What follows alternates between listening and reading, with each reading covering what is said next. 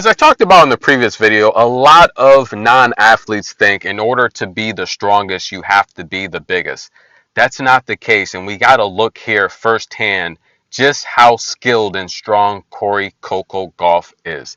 Listen, guys, Corey is one of the smaller players on tour. By far, she is the smallest player inside the top 10.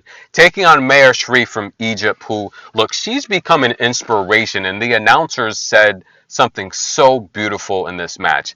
Ons Jabeur, Mayar Sherif, they're making a huge impact on African tennis. Now, soccer is really big in Africa. Now, Ons Jabeur, she literally has fans all over the globe, including her country, literally tuning in to watch tennis. And Anne said this herself. She said, look, Tunisia is a soccer country. And she said, now it's amazing seeing how many players and just non-players, just casual fans signing up to play tennis in her country. The same with Mayar. They're bringing a lot of awareness to a lot of demographics that probably normally wouldn't play tennis, and so is this woman right here, Coco Gauff, the future of tennis. She said at her Washington, D.C. speech, she talked about how much she's gone through on tour, and listen, I know, trust me, I watch tennis.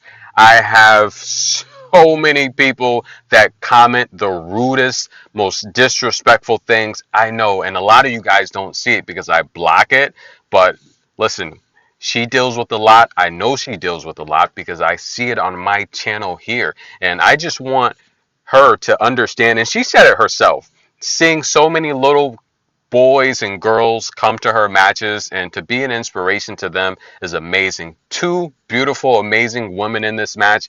And I will be honest with you, Mayar Sherif, she's listed at 5'11".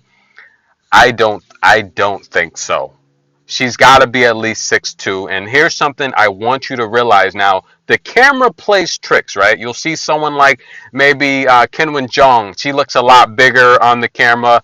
Not that big. Even Rabikin is not really that tall, right? Who else?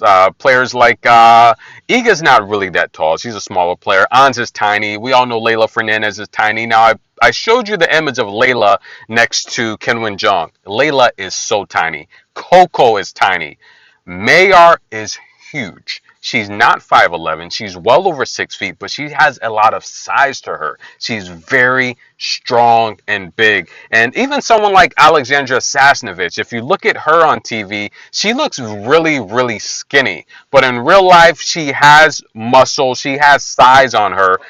Elena Ostapenko on the camera, she looks really huge, but she has more muscle. She's toned out. She's very muscular and she's very cut. So if you see Ostapenko on TV and you think she's just big and overweight, that's not true. She's very strong, and her proportion of muscle, it's beautiful.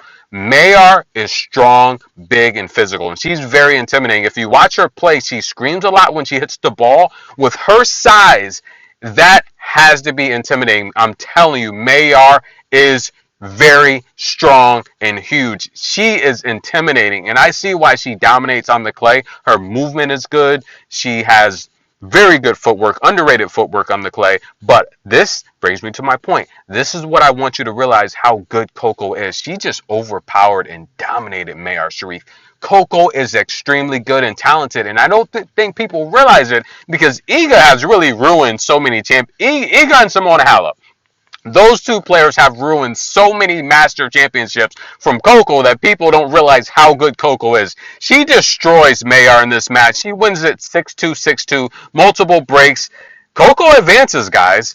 And between Iga and Coco, one of them is going to win this championship. Tennis in a minute. We'll be back with more tennis coverage. Thank you guys all for the love and support. And listen, my job covering tennis here, I do this for entertainment. It's a hobby, but not all videos that I cover is going to, be about a player just playing so great. If a great player is playing bad, I have to cover that, and you have to realize that. Be open to that. Like you ever watch SportsCenter and like a good team loses, they tell you why they lost. They shot bad. They turned the ball over. Maybe the coach didn't make some good decisions. They talk about that kind of stuff. They tell you why they lost, what needs to improve. And a lot of star athletes on SportsCenter, It's never a good conversation. Sometimes there's drama on the court, off the court. Sometimes they're angry, they're frustrated. That's what sports commentators and analysts talk about. So if you're coming here and you're hearing your favorite player not have a great game, and I'm talking about that, don't take it personal. You know, a lot of you take this stuff personal. It's supposed to be entertainment,